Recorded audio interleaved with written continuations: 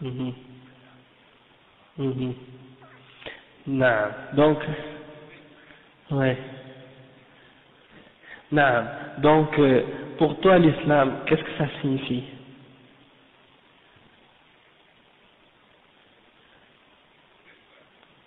Ah, ok. Ok, d'accord. Donc, étant donné que c'est vague, comme tu dis, c'est pas clair, c'est très important de te donner une explication de qu'est-ce que c'est l'islam. Parce que Allah subhanahu wa ta'ala, Dieu, on dit Allah en arabe, il veut pas simplement qu'une personne fasse un témoignage de sa foi en l'islam s'il n'a pas compris qu'est-ce que ça signifie. Quand on témoigne de l'islam, il faut témoigner en pleine connaissance de cause. Il faut comprendre exactement en quoi on fait notre témoignage.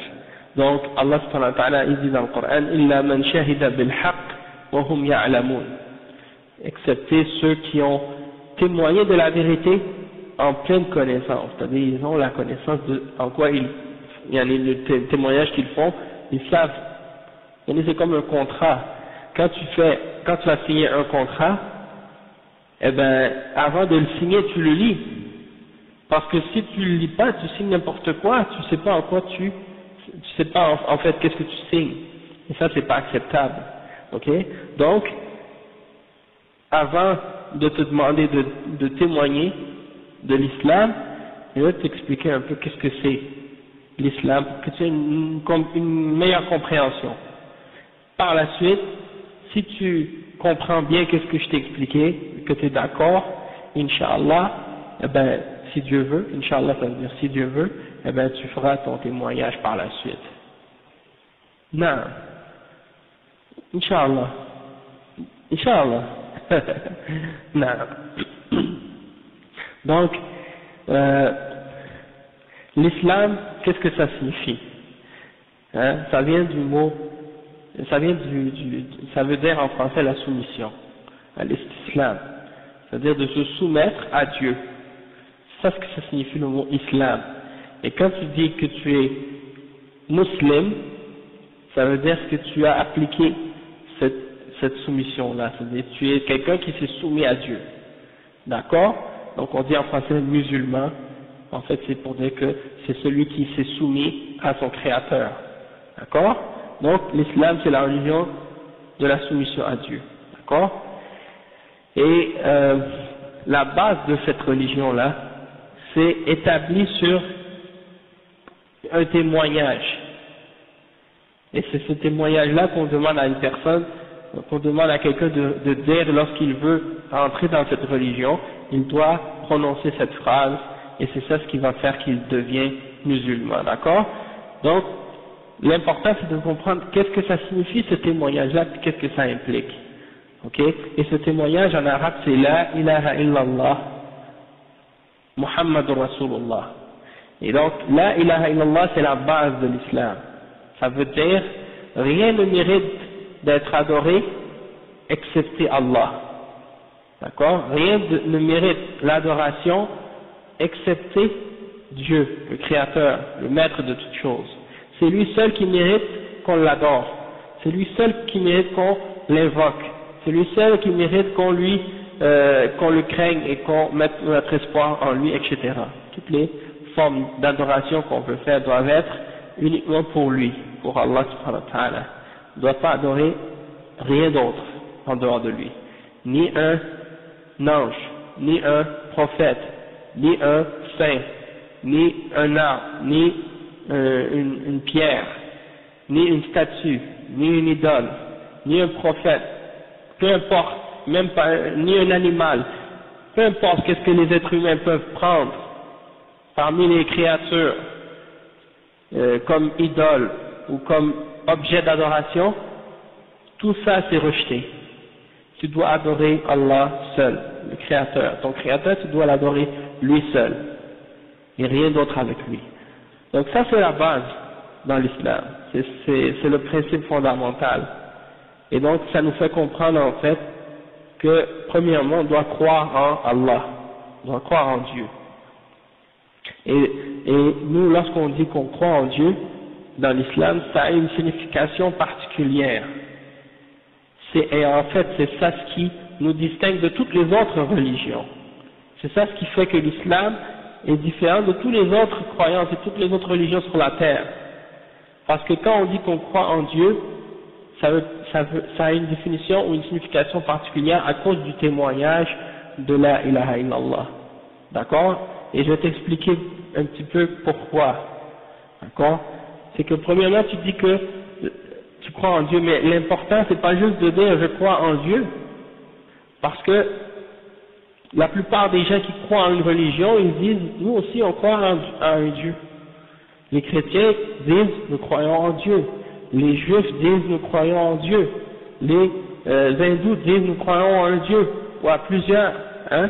Donc chacun va dire nous croyons en un Dieu, mais c'est pas ça qui fait vraiment la distinction entre les religions. La distinction c'est autre part, d'accord? Et c'est ça ce qui est important de comprendre. Donc premièrement, quand on dit qu'on croit en Dieu, ça veut dire quoi?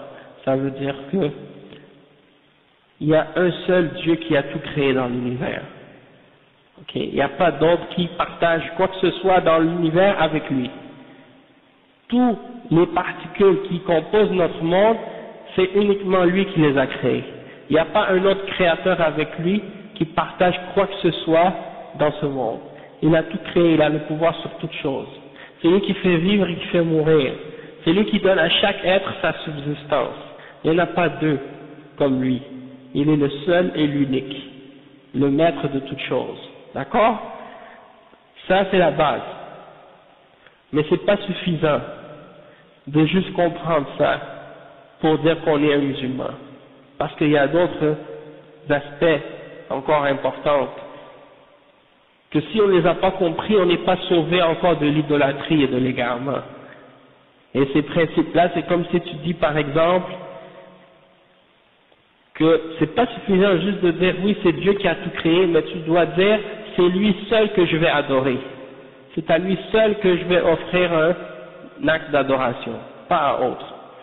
Donc quand on regarde les êtres humains, on voit que c'est ça, c'est là qu'ils ont dévié, la plupart d'entre eux, ils ont dévié là-dessus. Hein? Par exemple, le chrétien, ils disent oui, je crois un Dieu unique. Mais quand il va prier, il prie à qui? Il prie à Jésus, il prie à Marie, il prie à un saint.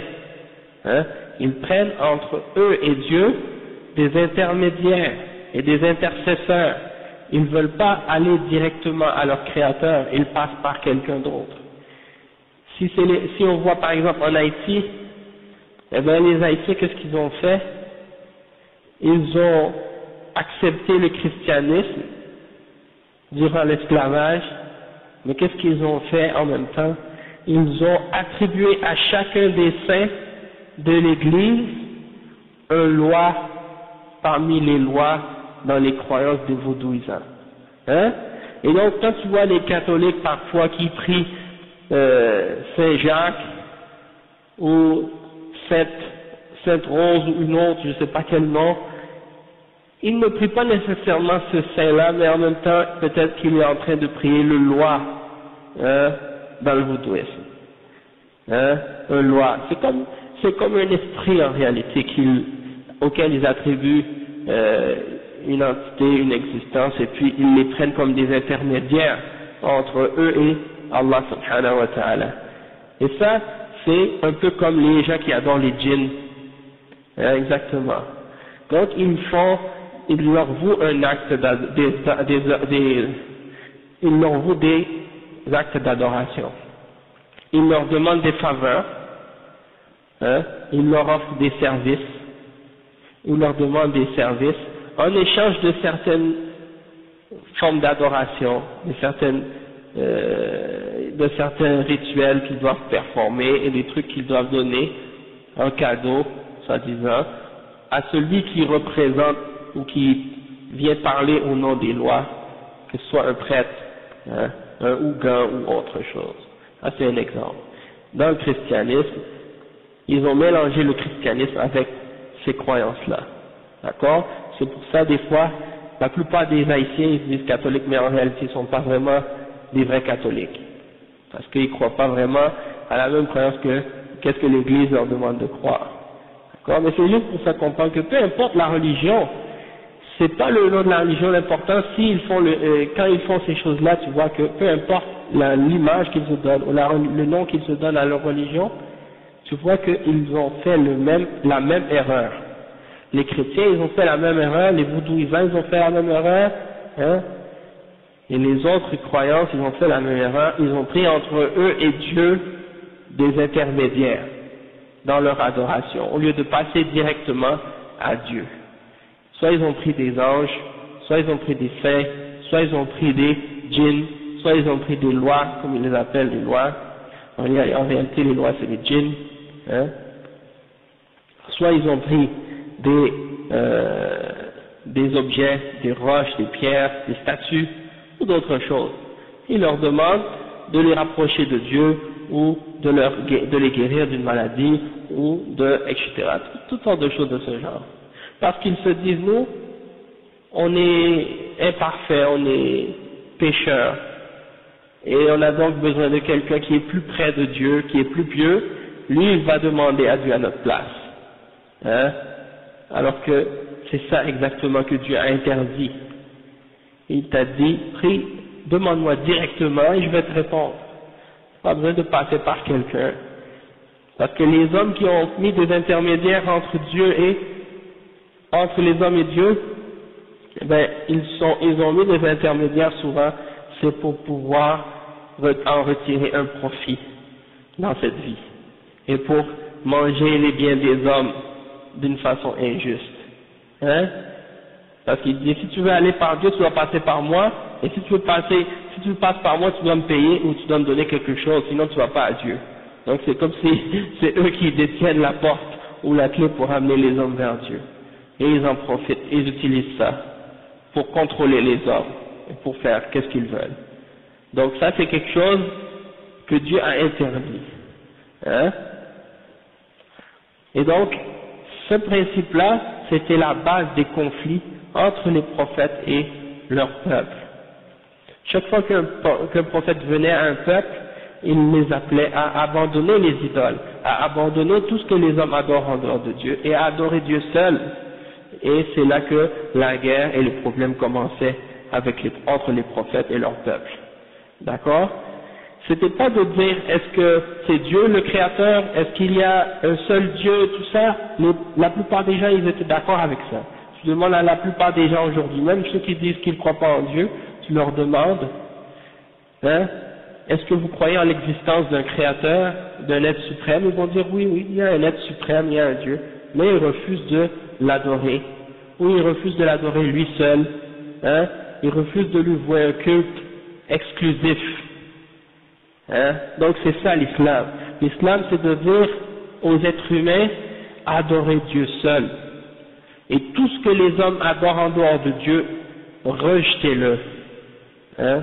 Si quelqu'un te dit qu'il adore ce verre ou cette tasse, tu lui dis je ne peux pas l'adorer. Parce qu'il n'a pas les qualités divines. Elle n'a pas les qualités de Dieu. Si quelqu'un te dit adore un être humain, tu lui dis je ne peux pas l'adorer. Il n'a pas les qualités de Dieu. Hein? Il mange, il dort, ça veut dire qu'il a des besoins. Il va aux toilettes, ça veut dire qu'il a des besoins. S'il a des besoins, alors il est faible, il ne peut pas être Dieu. Dieu est tout puissant, Dieu n'a besoin de rien, il se suffit à lui-même. D'accord? Donc Dieu n'a pas de faiblesse et d'imperfection, il est tout puissant, il est parfait. Tandis que la créature, elle est imparfaite. Et c'est pour ça que c'est Dieu seul qui mérite l'adoration, et rien d'autre en dehors de lui. Et il y a un autre aspect donc aussi qui est important de comprendre, c'est que quand on dit qu'on croit en Dieu, eh bien il faut savoir c'est qui ce Dieu-là, comment on le décrit, comment on parle de lui. Hein? Et donc Dieu nous demande de croire en lui et de le décrire tel qu'il s'est décrit lui-même, et tel qu'il a parlé de lui-même. Et non pas de parler de Dieu comme bon nous semble, ou selon notre imagination, ou selon ce qu'on ressent. Non, on parle de Dieu selon la révélation de Dieu, selon ce qu'il nous a fait connaître de lui-même. D'accord? Et c'est ça l'islam. Donc, qu'est-ce qui est dangereux dans la question comment on croit en Dieu, comment on conçoit Dieu, c'est de mélanger entre Dieu et la créature, entre le créateur et la créature. Et ça, si on ne fait pas la distinction entre le créateur et la créature, c'est là qu'on tombe dans l'idolâtrie facilement. Et c'est ça ce qui est arrivé souvent à travers l'histoire, à travers les êtres humains. Par exemple, ils ont donné à Dieu des qualités des êtres humains ou des créatures. Et ils ont donné aux créatures des qualités de Dieu. Et donc les gens ont mélangé entre le créateur et la créature et ils ont commencé à faire de l'idolâtrie. Hein? Comme quand par exemple les chrétiens attribuent à Jésus des qualités divines. Ils croient qu'il peut pardonner les péchés, et ils croient qu'il va juger les hommes au jugement dernier, ou ils croient que il a des connaissances de l'infini, des choses de ce genre. Et ça, c'est d'attribuer à un homme des qualités divines. Alors que même si tu lis, parfois même tu lis dans la Bible, tu regardes qu'est-ce que Jésus dit, ou qu'est-ce qui est attribué à Jésus, et tu vois que lui-même il nie ces choses-là. Un homme est venu voir Jésus, il lui a dit, bon maître, que dois-je faire pour avoir la vie éternelle?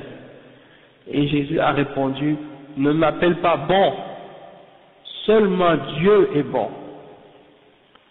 Ça veut dire, il nie, il dit, je ne suis pas Dieu. Fais pas le mélange, essaie pas de m'associer ou de me relier à Dieu pour faire croire aux gens ou penser que moi et Dieu on est la même chose. Non, Dieu est bon. Mais ne dis pas que je suis bon, c'est Dieu qui est bon. Hein? Pour faire comprendre qu'il y a une différence entre lui, il n'est pas Dieu. Et un autre exemple, quelqu'un est venu lui demander, quand est-ce que l'heure du jugement dernier va arriver? Quand viendra l'heure? Eh bien, il a répondu, il a dit, nul ne sait l'heure, ni les anges dans le ciel, ni le Fils. Hein? Ça veut dire, seul Dieu connaît l'heure. Donc, si, selon la croyance des chrétiens, le Père et le Fils et le Saint-Esprit sont trois et qu'ils forment une seule personne, comment un d'entre eux peut savoir quelque chose et les autres l'ignorent? Ça veut dire qu'ils ne sont pas la même personne. Il y en a un qui sait plus que les autres. Et s'il y en a un qui sait plus que les autres, ça veut dire qu'ils ne sont pas la même personne. Dieu, c'est Dieu, le Créateur, le Maître, celui que les chrétiens appellent le Père, soi-disant, eh ben, c'est lui qui est le vrai Dieu, en fait. Tandis que Jésus, c'est un être humain créé par Dieu, qui est venu sur la terre avec le message, qu'il est venu enseigner aux hommes. Mais c'était pas Dieu lui-même. Il est né dans le ventre d'une femme, il a grandi, il mange, il dort, il va aux toilettes comme tout le monde, hein? Donc c'est un être humain, c'est pas un être qui est divin.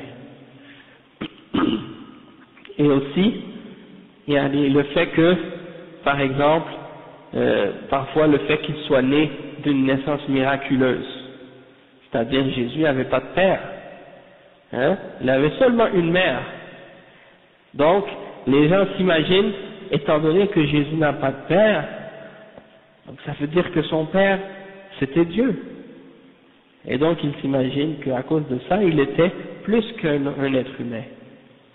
Et ça aussi, c'est pas une preuve. Le fait que quelqu'un n'ait pas un père, ça prouve pas qu'il est Dieu ou qu'il est fils de Dieu. Hein? La seule chose que ça prouve, c'est qu'il est né d'une façon miraculeuse, différente des autres.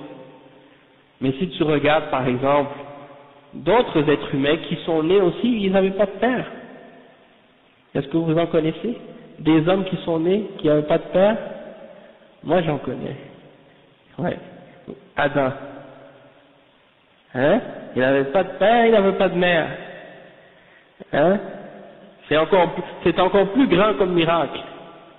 Parce que Jésus avait une mère. Adam n'avait même pas de mère. Et j'en connais une autre encore, Ève. Elle n'avait pas de père, elle n'avait pas de mère. Et Hawa, la mère des êtres humains.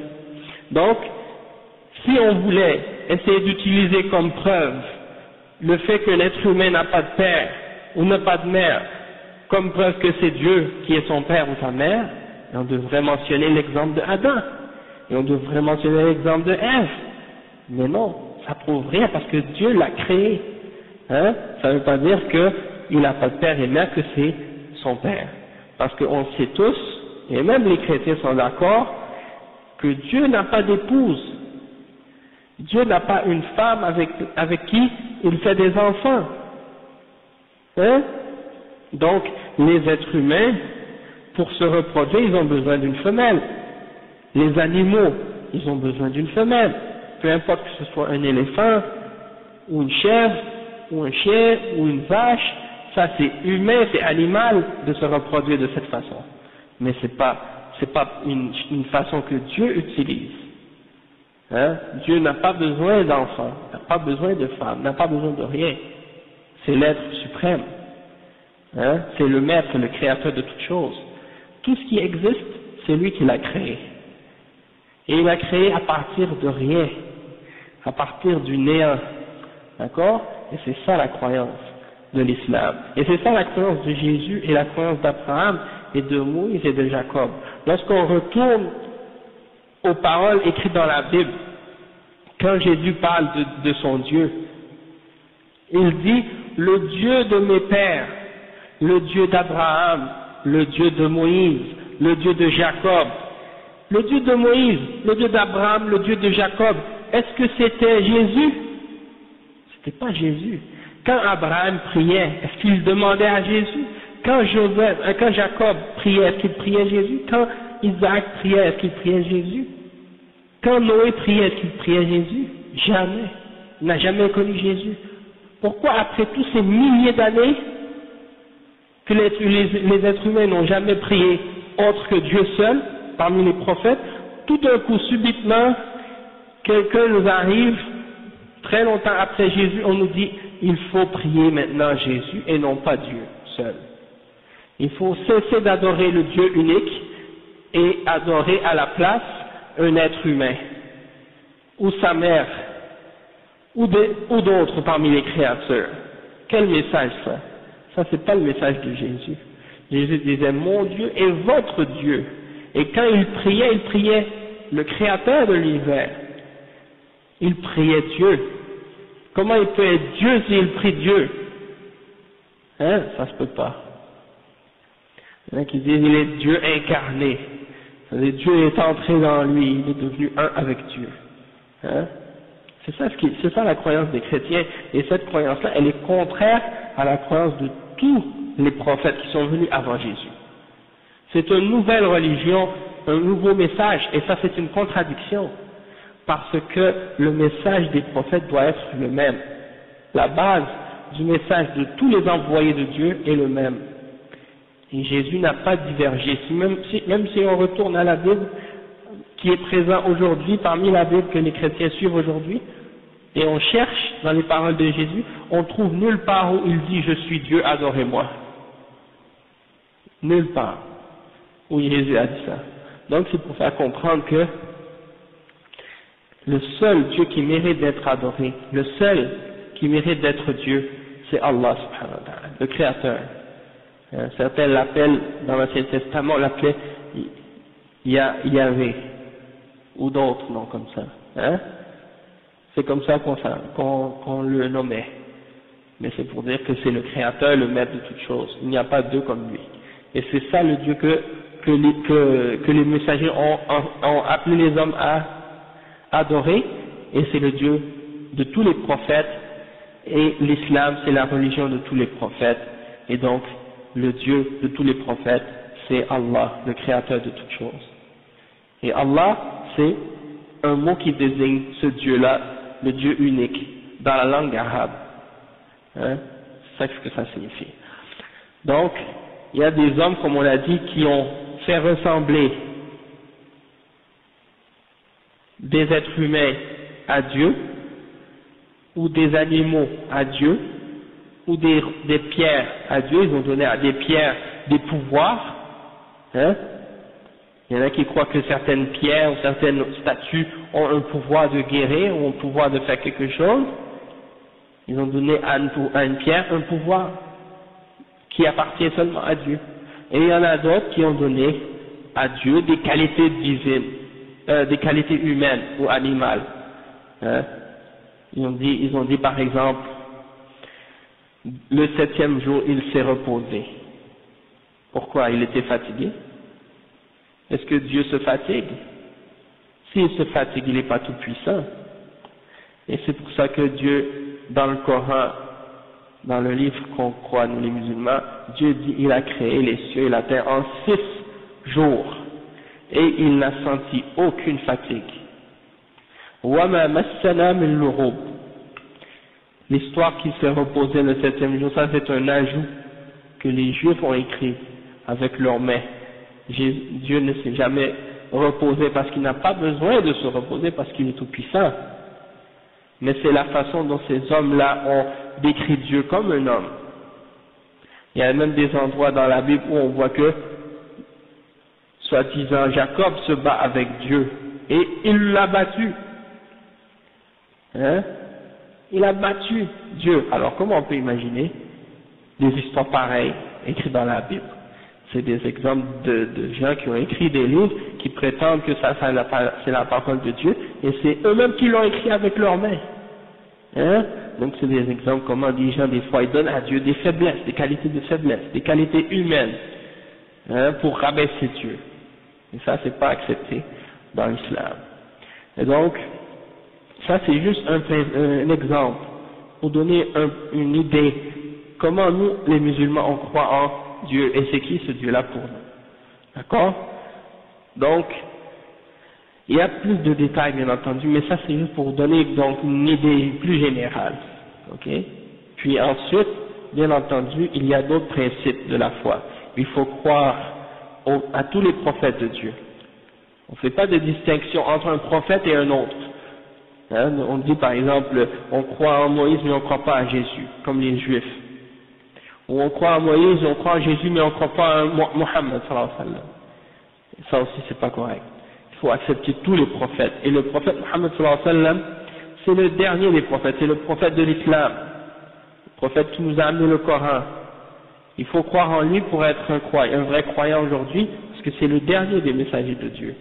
Il est né il y a de ça 1400 ans en Arabie. Et qu'est-ce qu'il a amené comme message? C'est le même message que tous les autres prophètes qui sont venus auparavant. Hein? Et cette religion-là, c'est pas une religion nouvelle, qui est différente du message des autres messagers qui sont venus auparavant. C'est le même message de base que tous les prophètes ont enseigné à travers les siècles et à travers les histoires.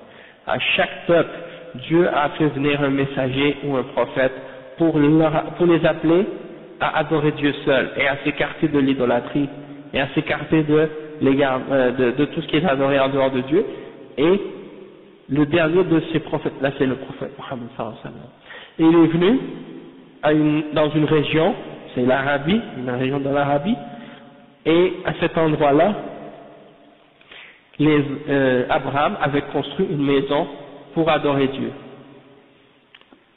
Mais qu'est-ce qui est arrivé avec le temps, c'est que des hommes avaient construit autour de cette maison toutes sortes d'idoles. 365 idoles, une idole pour chaque jour. Et chaque tribu avait son idole.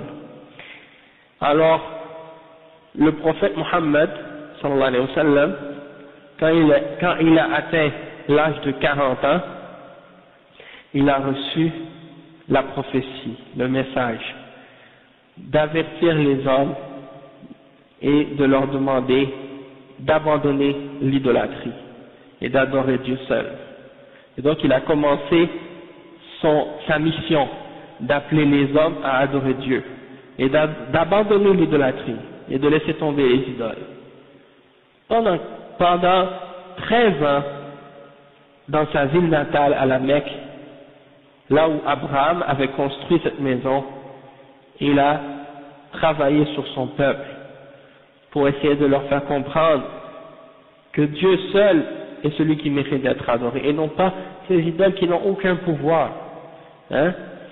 Mais la réponse de son peuple était une réponse négative. Et donc, au lieu d'accepter le message, ils se sont mis à se moquer de lui, à le traiter de menteur, de magicien, de toutes sortes de noms, pour essayer de le rabaisser et de rejeter son message. Mais il a été patient avec eux. Et il a continué à les appeler de plus en plus des gens commençaient à écouter et à accepter son message. Mais tous ceux qui acceptaient se faisaient torturer ou tuer ou recevaient des mauvais traitements de la part de ces gens-là. Finalement, qu'est-ce qui est arrivé, c'est qu'il est parti dans une autre ville, près de là où il était, et dans cette ville-là, les gens ont commencé à accepter en plus grand nombre la religion. Et là, les musulmans ont commencé à devenir de plus en plus nombreux et de plus en plus forts, et c'est là que le message de l'islam a commencé à se répandre de plus en plus, et que les gens ont commencé à comprendre l'islam, la soumission à Dieu. Puis par la suite, après 10 ans, 13 ans, plus 10 ans, ça fait 23 ans, il est retourné à la Mecque, et il est entré là où il y avait la maison d'Abraham, et il a détruit chacune de ses statues, chacune de ses idoles, une par une. Et tous les gens ont accepté l'islam. Et donc après, qu'est-ce qui est arrivé? C'est que le prophète Mohammed sallallahu alayhi wa sallam, il est mort, mais les compagnons du prophète ont continué le message, ont continué la mission. Et là, l'islam a commencé à se répandre partout, en Palestine, en Iran, en Afrique, en Europe, partout. En moins de 100 ans, l'islam avait déjà atteint de la Chine jusqu'à l'Espagne. Et donc c'est comme ça que cette religion-là s'est répandue en peu de temps à travers le monde.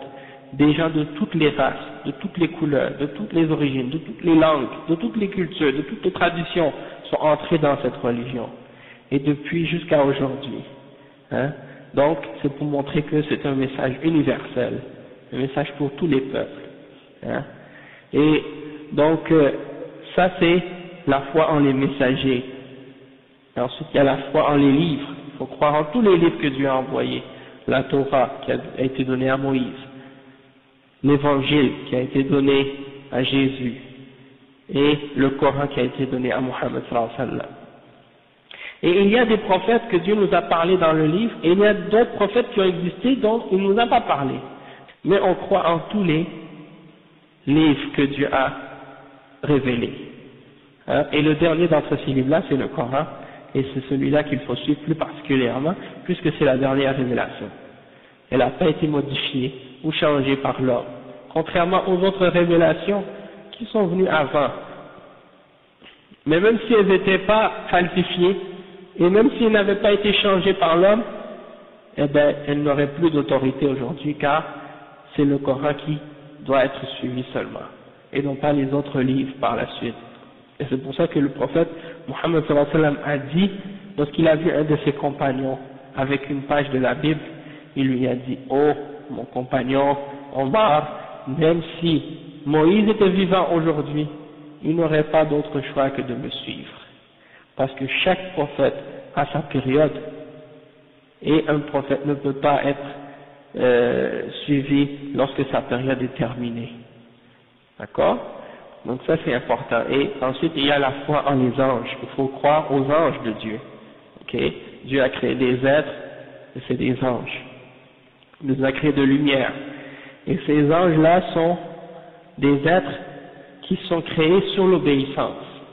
Ils ne peuvent que suivre l'ordre de Dieu et obéir. Ils n'ont pas d'autre choix. C'est comme ça que Dieu les a créés. Et contrairement à ce que certains s'imaginent, le diable ne fait pas partie des anges. Il y en a beaucoup de gens qui pensent que le diable c'est un ange qui est déchu, ou qui est chuté, mais c'est pas ça en fait. Il était parmi les anges, mais il n'est pas un ange. Il fait partie d'une autre créature de Dieu qu'on appelle les djinns.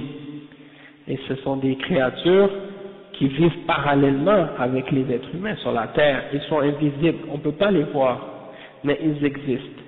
Il y en a des bons, il y en a des mauvais parmi eux. Il y en a des croyants, il y en a des non-croyants parmi eux. Et ils sont comme nous dans le sens qu'ils ont une liberté de choix entre le bien et le mal. Dieu les a créés comme ça.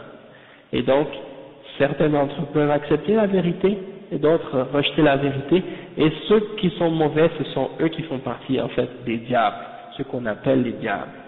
Et aussi ceux que les gens appellent en Haïti les lois, les êtres qui sont créés, qu'on appelle les lois en Haïti, sont en réalité des djinns.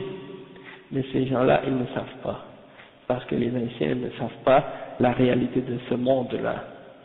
Tout ce qu'ils connaissent, c'est les manifestations qu'ils observent par l'intermédiaire des interactions que les sorciers ou les Ougans ont pratiquées dans leur pratique de la magie et des trucs comme ça, ou bien des manifestations dans les rituels et tout, des possessions et des trans ou des choses comme ça. Sinon, après ça, ils ne savent pas la réalité, qu'est-ce que c'est ces gens-là. Mais ce sont des diables, il n'y a pas de doute. Et le diable fait partie des djinns et non pas des anges. Il était parmi les anges, il était parmi les créatures rapprochées de Dieu, mais quand il s'est enflé d'orgueil, parce que Dieu lui a demandé de se prosterner à Adam, et il a refusé de se prosterner à Adam, et il a dit, je suis meilleur que lui, tu m'as créé de feu et tu l'as créé de terre. Alors, parce qu'il s'est enflé d'orgueil et qu'il a refusé d'obéir à Dieu, Dieu l'a maudit et il l'a maudit et il lui a promis l'enfer. Et pour se venger de l'homme, le diable a dit, je vais faire mon possible pour tous les égarer, tous les hommes, pour essayer de tous les égarer pour qu'ils viennent tous en enfer avec moi. Mais Dieu lui a dit, tu n'auras aucun pouvoir sur mes serviteurs sincères. Tu pourras seulement égarer ceux qui te suivent parmi les égarés. Mais sinon, mes serviteurs sincères, tu n'auras aucun pouvoir sur eux. Et donc c'est ça. Qu'est-ce qui se passe aujourd'hui? Le combat entre le bien et le mal. C'est un exemple. Mais le diable, c'est juste une créature de Dieu, hein, qui a choisi le mauvais chemin. Mais il n'a aucun pouvoir devant Dieu. D'accord? Et ensuite aussi, il faut croire au jour dernier. C'est-à-dire, il faut croire au paradis, à l'enfer, au jugement. Chacun va être récompensé selon ce qu'il a fait au jugement dernier. D'accord? Et ceux qui ont fait le bien, ils seront au paradis. Ceux qui n'ont pas fait le bien, ils vont aller en enfer. Et ensuite, il faut croire aussi à la prédestination, et ça c'est le dernier point de la foi en Dieu, de la foi en l'islam, c'est de croire en la prédestination. C'est-à-dire que tout ce qui nous arrive, c'est écrit par Dieu. Dieu, il sait tout ce qui arrive, Dieu le sait à l'avance. Et il l'a écrit. Tout ce qui va arriver, tout ce qui arrive et tout ce qui va arriver, Dieu l'a écrit. Et il l'a voulu.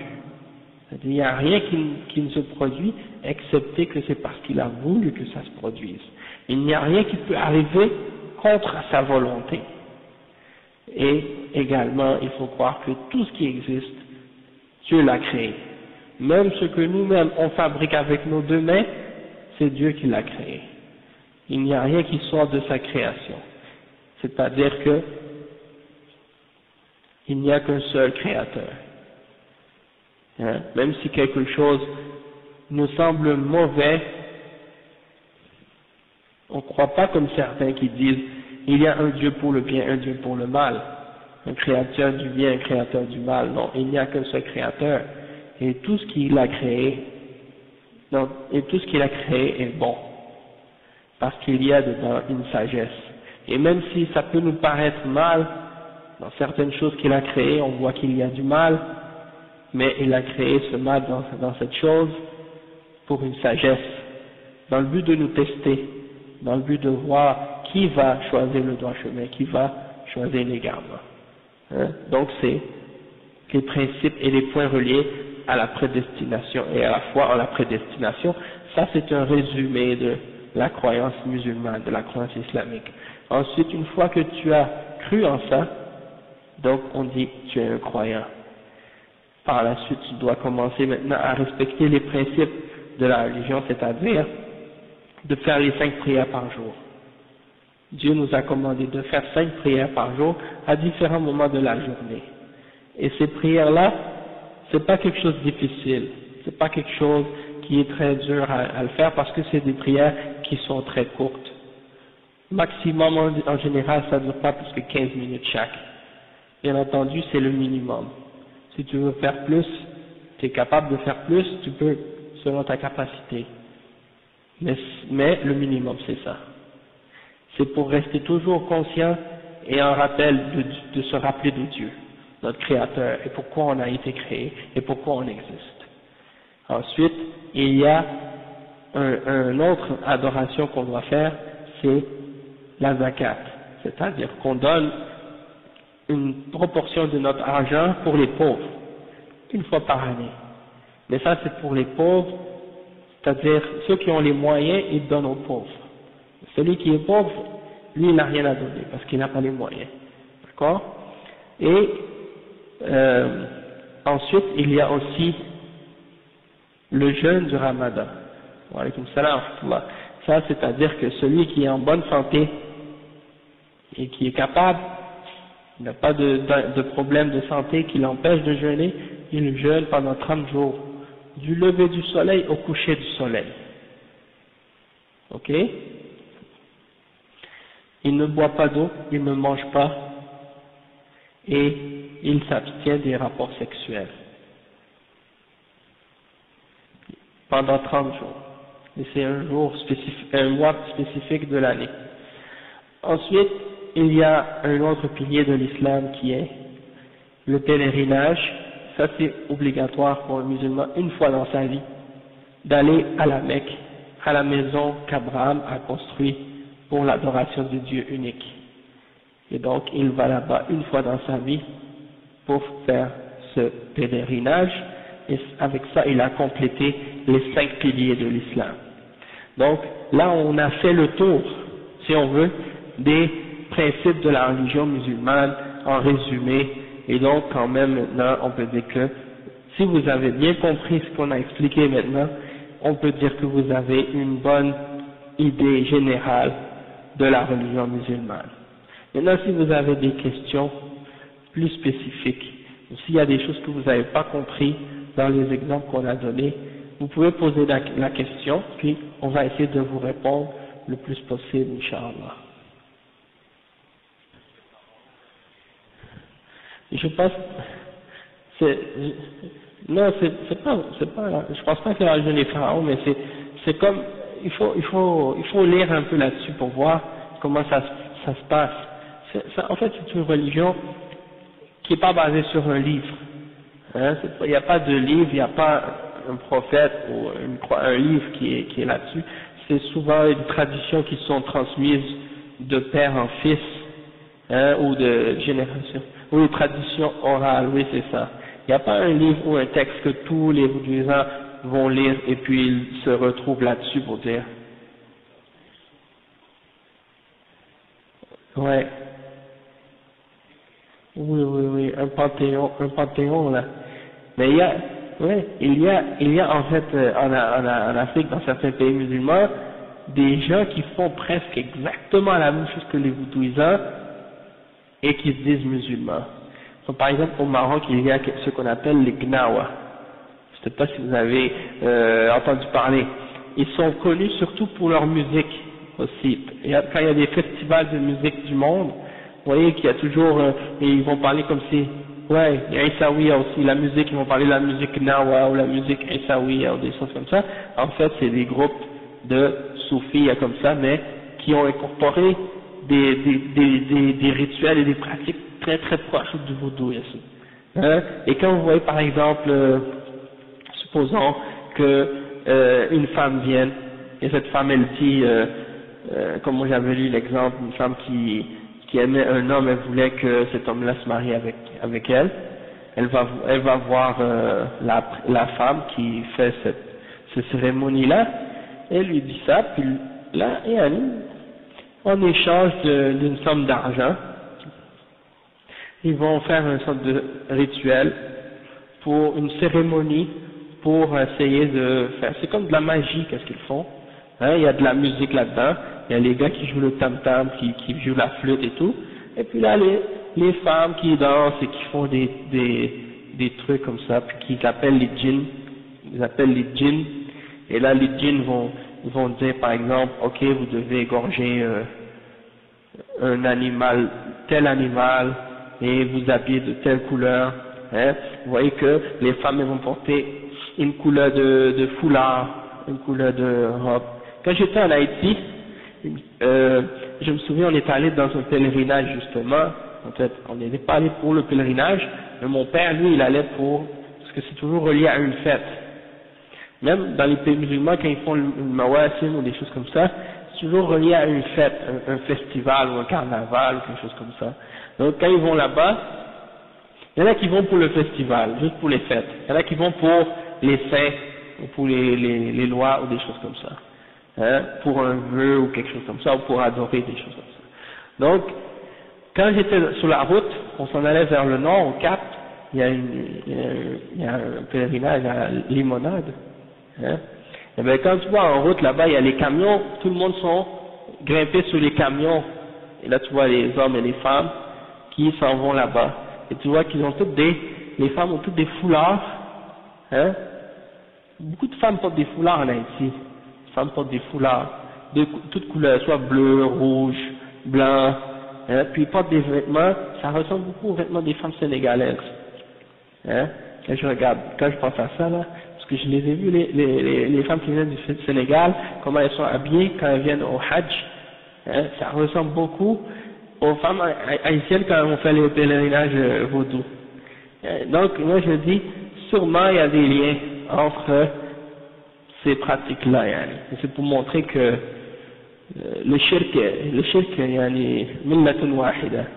C'est quand les gens font l'idolâtrie ou dévient du droit chemin, même s'ils sont tous en désaccord entre eux ou différents les uns des autres, mais le principe c'est le même. C'est toujours le principe c'est le même. Oui, c'est ça. Oui, ils font ça. C'est vrai, mais chez les Gnawa et les autres, ils font la même chose, ils dansent. Tu vois, il y a des femmes qui dansent, puis elles se balancent la tête, tu vois, ils font bouger leurs cheveux, là, comme des folles, là. C'est ça. طيب, donc on va s'arrêter ici, Inch'Allah, subhanakallah wa bihamdika.